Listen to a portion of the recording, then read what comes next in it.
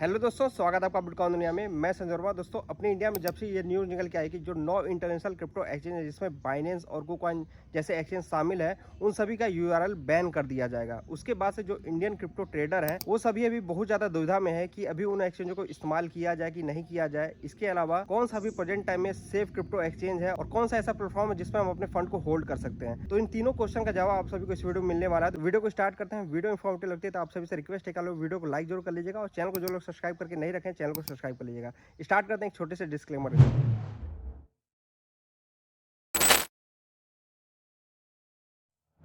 सबसे पहले बात कर लेते हैं वो न्यूज़ क्या थी। तो इस न्यूज़ का मतलब मैं आप सभी को बताना चाहूँगा, इंडिया में जितने भी virtual digital asset service providers हैं उन सभी को अगर अपनी सर्विस इंडिया में देनी है तो कुछ रूल्स हैं, उनको फॉलो करना पड़ेगा। उसमें से जो फर्स्ट रूल है वो ये है कि financial intelligence unit India FIU के पास रिपोर्टिंग एंटिटी के तौर पर रजिस्ट्रेशन कराना जरूरी है और इसके अलावा उन सभी सर्विस प्रोवाइडर्स को prevention of money laundering act 2002 follow करना जरूरी है। अभी इन्हीं दोनों रूल्स के बिना ये जितने भी इंटरनेशनल क्रिप्टो एक्सचेंज है वो इंडिया में रन कर रहे थे। इसी वजह से इन सभी एक्सचेंजों के पास इंडियन गवर्नमेंट की तरफ से सो कॉज नोटिस, कारण बताओ नोटिस गया है। अब यहाँ पे नोटिस करने वाली बात यह है कि यहाँ पे क्रिप्टो बैन से रिलेटेड बातें नहीं कर रही है इंडियन गवर्नमेंट। यहाँ पे इंडियन गवर्नमेंट की तरफ से कहना यही है कि अगर आप लोगों को इंडिया में अपने सर्विस प्रोवाइड करने हैं तो आप सभी को ये रूल्स फॉलो करना पड़ेगा। अब गवर्नमेंट की तरफ से ये एक्शन लेने के पीछे रीजन ये है कि ये जितने भी बड़े बड़े एक्सचेंज हैं, देखिए इनके ऊपर कुछ भी इलीगल एक्टिविटीज होती है तो उसको इंडियन गवर्नमेंट ट्रैक नहीं कर पा रही है। इसके अलावा जो टैक्स से बचने के लिए इन एक्सचेंजों पे जा रहे हैं तो इंडियन गवर्नमेंट को यहाँ पे टैक्स नहीं मिल रहा है। और थर्ड ये कि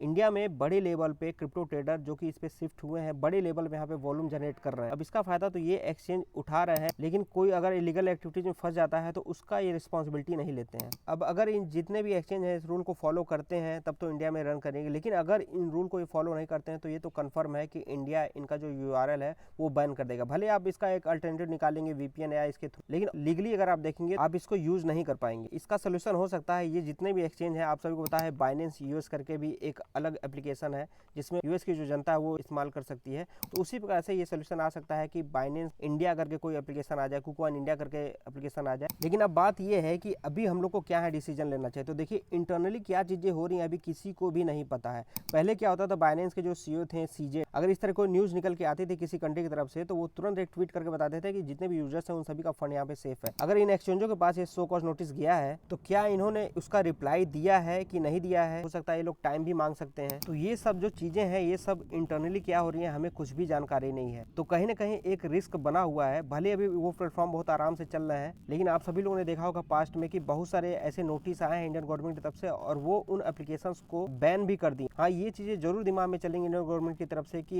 ये पैसे का मामला है। बहुत सारे इंडियन यूजर्स हैं जिनका उन प्लेटफॉर्म पे पैसे रखे हुए हैं, फंड रखा हुआ है, तो वो एक पहले वार्निंग दे सकती है। तो यहाँ से जो मैं आप लोग को आगे बताने जा रहा हूँ इसमें आप लोग को पैनिक होने की जरूरत नहीं है। आपका वैसे डिसीजन है, लेकिन मेरे हिसाब से यहाँ पे जब तक ये चीजें क्लियर नहीं हो रही तो थोड़ा सा हम लोग को सेफ चलने की जरूरत है, क्योंकि यहाँ पे पैसे का मामला, हम लोग की मेहनत की कमाई इन एक्सचेंजों पे पड़ा हुआ है और खुदा न खास्ता कोई बैड न्यूज निकल के आती तो वो पूरा पैसा फंस जाएगा। इस वजह से आप एक काम कर सकते हैं, इन सभी एक्सचेंजों पे आप लोग के पास जो पैसा पड़ा हुआ है कुछ समय के लिए ही सही आप इनको इंडियन एक्सचेंज पे शिफ्ट कर सकते हैं। एक वॉलेट से अपने दूसरे वॉलेट में पैसा भेजने से कोई भी टैक्स नहीं लगता है। इसके अलावा आप चाहें तो अपने फंड को इन दोनों एक्सचेंजों पे, एक बाइबिट होगा एक बिटगेट एक्सचेंज होगा, इस पे आप शिफ्ट कर सकते हैं और यहाँ पे जाके आप ट्रेडिंग ओपन कर सकते हैं। अब इन दोनों एक्सचेंज का नाम मैंने इसलिए लिया है क्योंकि ये जो 9 एक्सचेंज इस लिस्ट में बताए गए हैं इनमें इन दोनों एक्सचेंजों का नाम नहीं है। अब न होने के पीछे दो रीजन है, या तो ये जो रूल्स हैं उसको ये दोनों एक्सचेंज फॉलो करते होंगे या तो इंडियन गवर्नमेंट की तरफ से ये 2 एक्सचेंज छूट गए हैं। बाकी पर्सनली बताओ तो मेरा मैक्सिमम फंड इसी एक्सचेंज पे होता है, बाइनेंस पे ही मैं मैक्सिमम ट्रेड लेता हूँ। अगर आप यूज भी करना चाहें तो प्रेजेंट टाइम में बहुत अच्छे से रन कर रहा है, आप यूज कर सकते हैं, लेकिन अपने फंड को कई एक्सचेंजों पे या अदर वॉलेट में ट्रांसफर करके रखिए। इनकेस अगर कोई बैड न्यूज निकल के आती है तो आपका पूरा फंड एक साथ न बेकार जाए। अब बात कर लेते हैं कौन से प्लेटफॉर्म पे अभी ट्रेड करना सही है इंडिया में। तो आप लोग इस नोटिस में एक चीज ध्यान देंगे, यहाँ पे नीचे लिखा हुआ है कि 30 virtual digital asset service providers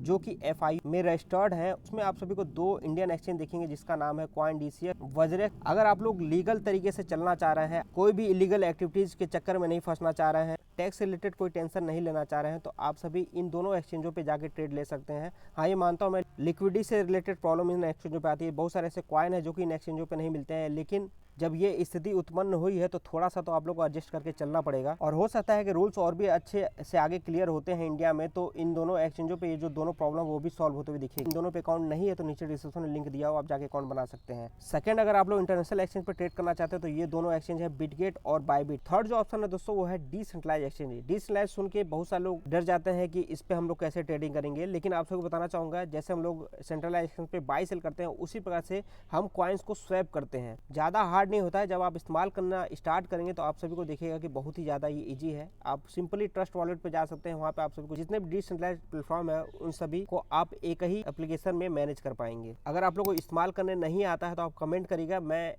in decentralise exchange के ऊपर वीडियो बना दूंगा, लेकिन आप लोग का कमेंट आना चाहिए। और इसके अलावा ट्रस्ट वॉलेट से रिलेटेड प्लेलिस्ट में वीडियो है, आप जाकर उसको देख लीजिएगा, इसको कैसे इस्तेमाल करते हैं। आगे बढ़ने से पहले आप सबको बताना चाहूँगा, आज से 9 दिन पहले मैंने आप सबको बताया था कि ये जो 4 कैटेगरी वाले कॉइन्स हैं ये सभी 2024 में बहुत ही अच्छा परफॉर्मेंस करने वाले हैं। तो इन 4 कैटेगरी में जो टॉप 5 कॉइन्स हैं उन सबसे रिलेटेड वीडियो जल्दी हमारे चैनल पर मिलने वाली है। तो इस वजह से जो लोग चैनल को सब्सक्राइब करके नहीं रखे हैं चैनल को सब्सक्राइब कर लीजिए, क्योंकि आने वाले दिनों में हम लोग अच्छे खासे लेवल पे प्रॉफिट बनाने वाले हैं। अब लास्ट में बात कर लेते हैं कौन से प्लेटफॉर्म पे अपने क्रिप्टो करेंसी को होल्ड करना सही होगा। कोई भी एक्सचेंज है उस पर अपने क्रिप्टो करेंसी को अगर आप लोग को लॉन्ग टर्म के लिए होल्ड करना है तो मेरे हिसाब से सेफ नहीं है। आपको अगर अपने क्रिप्टो करेंसी को होल्ड करना है, छोटा अमाउंट है तो आप ट्रस्ट वॉलेट पे होल्ड कर सकते हैं, या तो आप मेटामास्क पे होल्ड कर सकते हैं, और अगर बड़े लेवल पे अमाउंट है तो आप लेजर वॉलेट का इस्तेमाल कर सकते हैं। इससे रिलेटेड ट्यूटोरियल वीडियो है, आप जाके हमारे प्लेलिस्ट में देख सकते हैं कैसे इसका यूज करना है, कैसे इसमें फंड ट्रांसफर करना है। मेरे हिसाब से सबसे जो सेफ रहेगा वो लेजर वॉलेट रहेगा। अगर आप लोग को लॉन्ग टर्म के लिए अपने क्रिप्टो करेंसी को होल्ड करना है, आप सिंपली क्या कर सकते हैं, अगर आप लोग इंडियन एक्सचेंज यूज करते हैं तो आप यहाँ से कोई कॉइन बाई कर लीजिए। बाई करने के बाद आपने लेजर वॉलेट में उसको सेंड कर दीजिए। उसके बाद आपको लगता है कि अब मुझे यहाँ पे सेल करना है, प्रॉफिट बुक करना है, तो फिर लेके आइए इस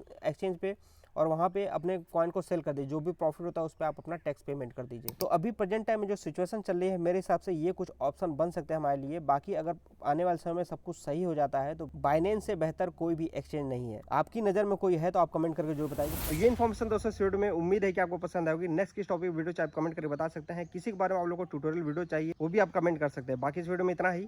जय हिंद।